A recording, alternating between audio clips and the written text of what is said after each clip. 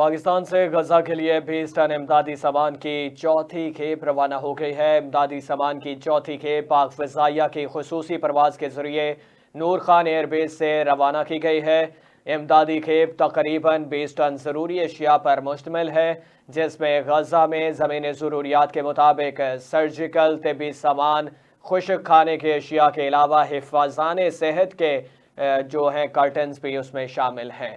خصوصی پرواز امدادی سامان لے کر اردن پہنچے گی، جہاں اردن میں تعینات پاکستانی سفیر امدادی سامان وصول کریں گے اور امدادی سامان وصولی کے بعد تقسیم کے لیے غزہ روانہ کر دیا جائے گا۔ آپ کو بتا رہے ہیں کہ نگران وزیر خارجہ جلیل عباس جیلانی پاکستان میں فلسطین کے سفیر احمد ربیع، NDMA وزارت خارجہ اور مسلح افواج کے سینئر افسران نے نور خان ایئر بیس پر روانگی کی تقریب میں شرکت کی۔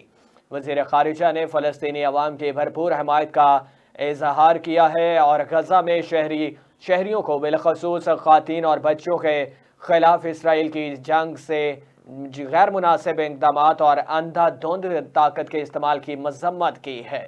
وزیر خارجہ نے غزہ کے مظلوم عوام کو انسانی امداد کی فوری فراہمی کو یقینی بنانے کے ساتھ ساتھ فوری جنگ بندی کا مطالبہ بھی کر دیا ہے۔